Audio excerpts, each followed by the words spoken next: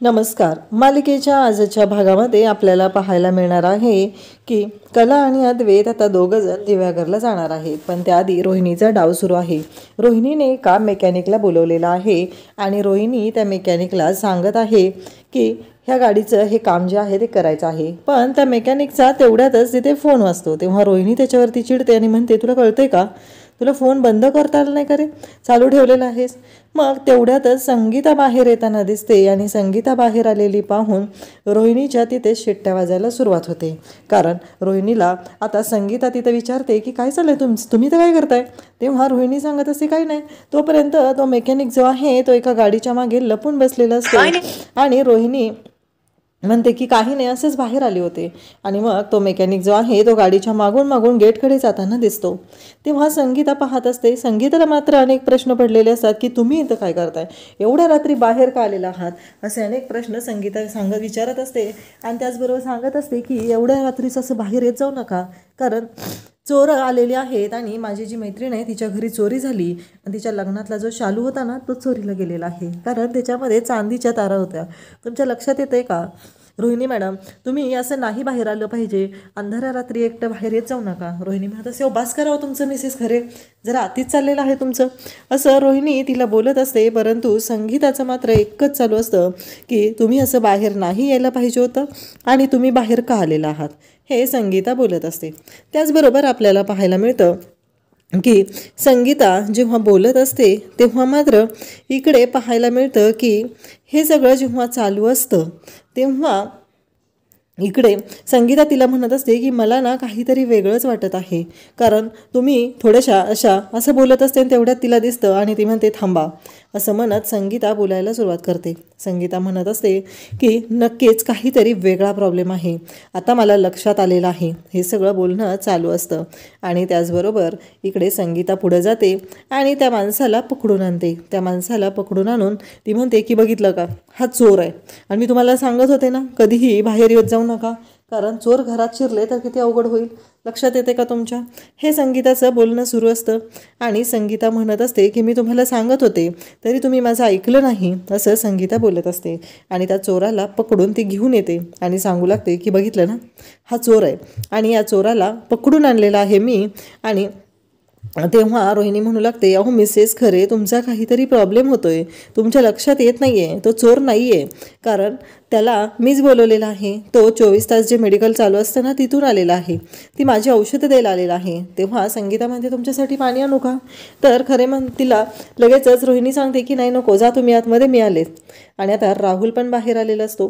राहुलला त्याच्या मम्माने इतके कॉल केलेले असतात तेव्हा त्याने कॉल उचललेला नसतो आणि आता अचानक बाहेर आलेला असतो, म्हणून रोहिणी भयानक चिडलेली असते. रोहिणी म्हणत असते तुझा जो फोन आहे ना तो फोनसाठी पण कधीतरी वापरत जा, नुसता गेम खेळायसाठीच वापरत जाऊ नको, असं रोहिणी त्याला बोलत असते. परंतु राहुल म्हणत असतो की काय झालं मम्मा. तेव्हा त्या मेकॅनिकला रोहिणी आता त्याचं काम करायला सांगत आहे आणि सांगत आहे की आता त्याचं जे काम आहे ते कर. त्याचबरोबर आपल्याला पाहायला मिळतं की इकडे रोहिणी आता राहुलशी बोलत आहे. ती म्हणत आहे की तुला माहिती आहे का मी काय करायचं ठरवलेलं आहे. तेव्हा राहुल म्हणतो की सांग ना मम्मा, काय आहे तुझ्या डोक्यात. तेव्हा ती म्हणते की उद्या अद्वैत दिवाघरला जाणार आहे, मी आता त्याच्या गाडीचे ब्रेक फेल करणार आहे, म्हणजे अद्वैत पोहोचूच शकणार नाही, तो एकतर लुळा होईल, त्याचा अपघात होईल, तो गचकेल, काही होईल, आपल्याला काय देणं घेणं नाही आहे. पण तू काय करायचं आहे की त्याच्या आधी दिवाघरला पोहोचायचं आहे आणि ते डील मिळवायचं आहे. तेव्हा राहुल म्हणतो हो मम्मा बरोबर आहे, मी पण तोच विचार केलेला आहे. तेव्हा रोहिणी म्हणते सगळं मलाच करावं लागतं, कारण तुझं डोकं किती चालतंय हे मला चांगलंच कळलेलं आहे, असं रोहिणीचं म्हणणं असतं.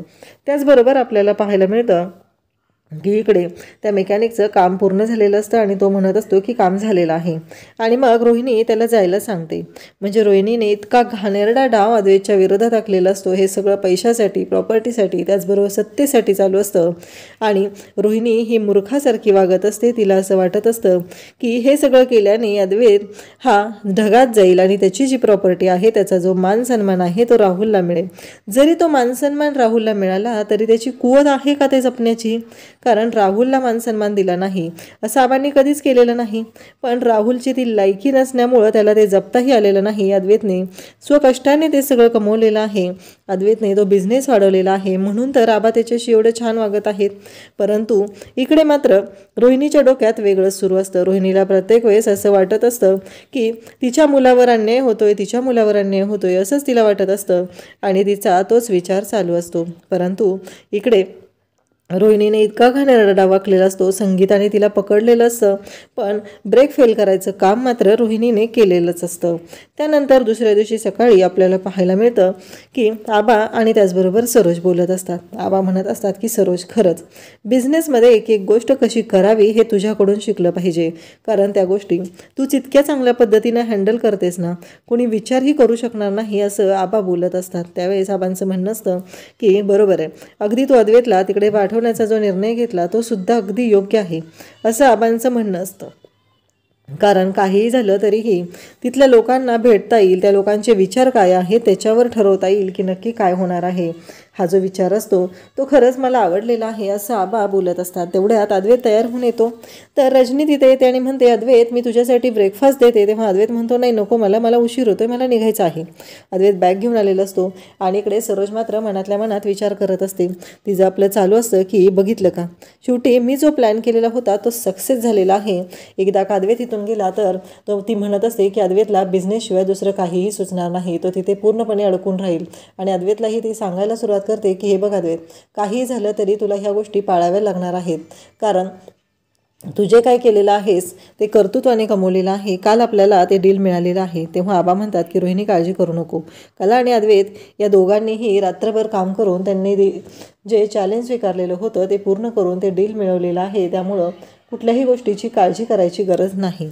तेवढ्यातच अद्वैत म्हणतो की खरे इकडे ये, चल लवकर, झालं का तुझं. तेव्हा इकडे सरोजला धक्का बसतो. सरोज म्हणतो, काय, तिला कशाला बोलवतोय. तेव्हा अद्वैत म्हणू लागतो, अगं आई विसरलीस का तू, अगं खरे आपली डिझायनर आहे आणि तिला घेतल्याशिवाय मी कसं जाणार सांग बरं तू, ती तिथं माझ्यासोबत असणं गरजेचंच आहे ना, म्हणून आम्ही दोघं चाललेलो आहे.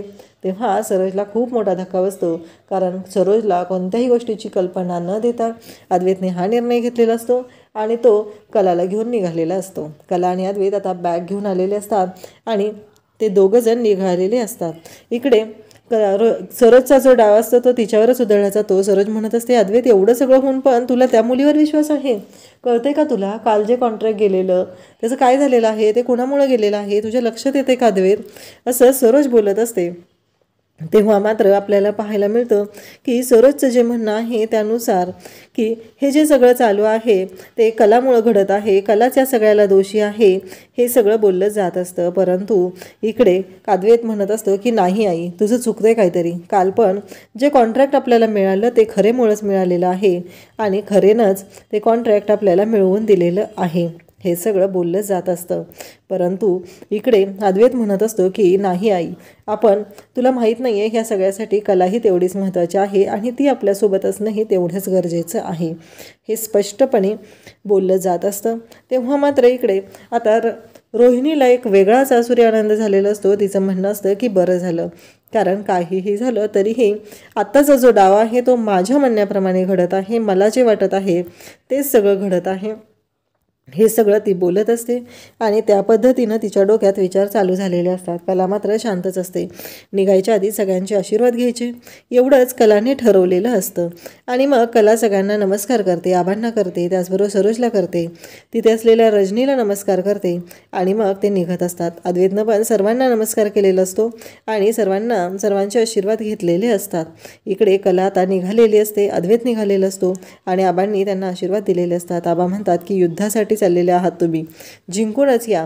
पण रजनीला मात्र वेगळाच आनंद होत असतो. रजनी म्हणत असते, मी एकाला मारायचा विचार करत होते, इथं तर सगळंच माझ्या हातात आलेलं आहे, आता काय टेन्शन घ्यायची गरजच नाही आहे.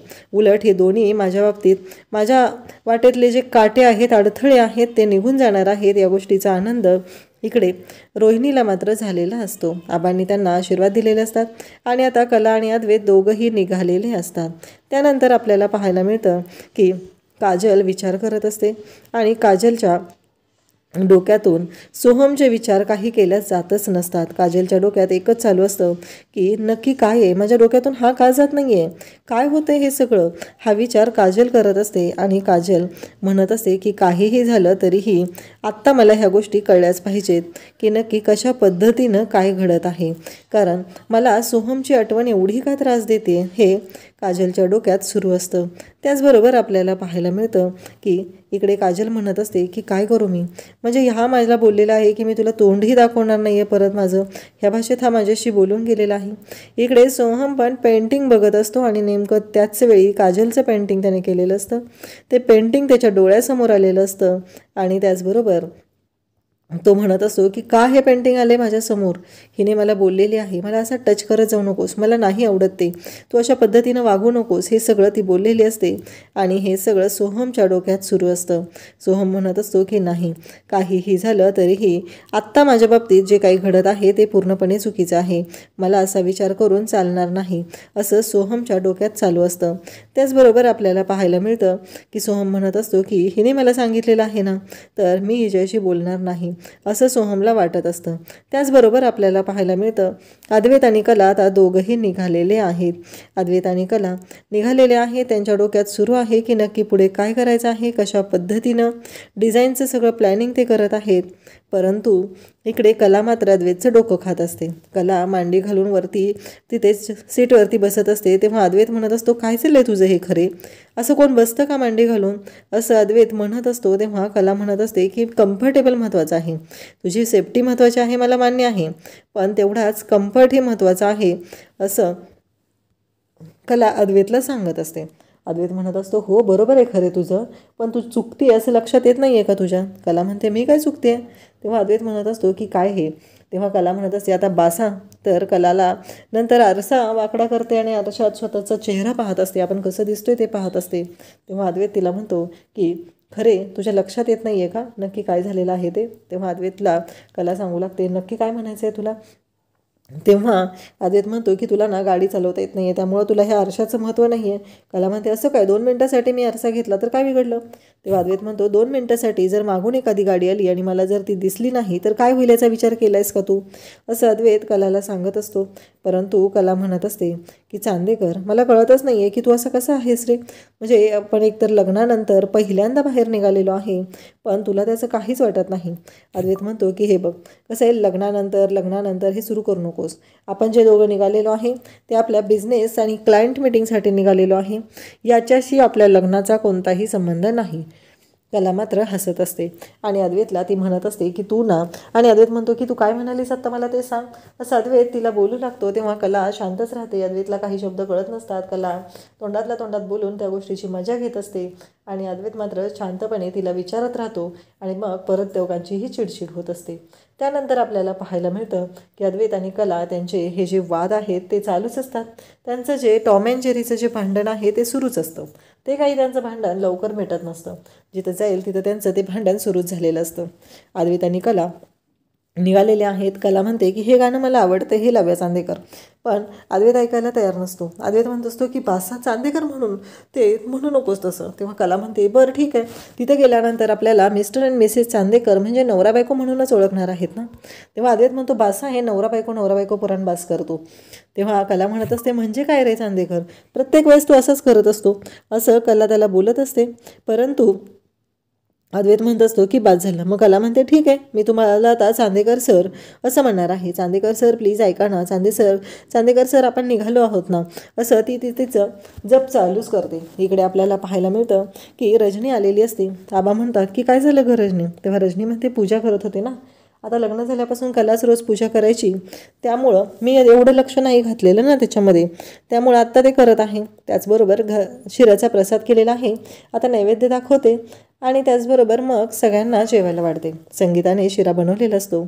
मग लगेचच तिथे रजनी जी आहे ती देवाला नैवेद्य दाखवते. रोहिणी आणि आबा तिथे बसलेले असतात आणि मग आबा म्हणतात की ठीक आहे, आता कला आणि अद्वैत निघालेले आहेत. कलाने मात्र अद्वैतला इरिटेड केलेलं आहे, फक्त एकच गोष्ट बोलून की नवरा बायको हे पुराण काय केलं तिचं थांबतच नसतं. तेव्हा आबा म्हणत असतात की बाद झाला. इकडे अद्वैत म्हणत असतो की बाद झाला खरे तुझं आता, पण कलाने ऐकायचं नावच घेतलेलं नसतं. कलाचं मात्र सुरूच असतं. कला अद्वैतला जेवढा त्रास देता येईल तेवढा त्रास ती देत असते आणि म्हणत असते की बरोबरच आहे, मी जे सांगत आहे ना तेच बरोबर आहे आणि मी तुला तसंच बोलणार आहे असं तो बोलत असते. अद्वैत तिला शांत करत असतो, पण कला मात्र ऐकायला तयार नसते. तर इकडे आपल्याला उद्याच्या भागात पाहायला मिळणार आहे की सगळे चांदेकर हे आता देवाच्या पुढे आहेत, देवाला नमस्कार करत आहेत. पण रजनीने जेव्हा दिवा लावलेला आहे तेव्हा एक गोष्ट तिथं घडत आहे, ती म्हणजे काही झालं तरी रजनीला कळतच नाही की हे अचानक काय होत आहे, दिवा का फडफडायला लागलेला आहे, हा प्रश्न रजनीच्या पुढे पडलेला असतो.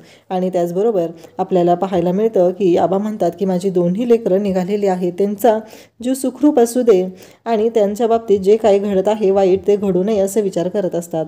तर इकडे आबा म्हणत आहेत की काही झालं तरीही मला आत्ता कळतच नाही आहे की नक्की काय होत आहे. इकडे कला आणि अद्वैत निघालेले आहेत. अद्वैत म्हणत असतो की खरे गाडीचा ब्रेक लागत नाही आहे असं म्हणत अद्वैत गाडी कंट्रोल करत असतो आणि मग तो अद्वैत तिला म्हणत असतो की थांब आणि मग अद्वैत तिला गाडी कंट्रोल करण्याचा प्रयत्न करत आहे. इकडे घरामध्ये दिवा फडफडायला लागलेला आहे, त्यामुळे या सगळ्यांना प्रश्न पडलेला आहे की नक्की करायचं काय, कारण अचानक दिवा का फडफडत आहे हा प्रश्न पडलेला आहे. आणि इकडे अद्वैत आणि कलाची गाडी जाऊन एका झाडाला धडकते. पाठीमागून एक ट्रक येत असतो.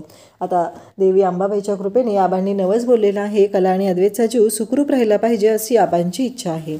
अशाच अपडेटसाठी चॅनलला सबस्क्राईब करा. थँक्यू.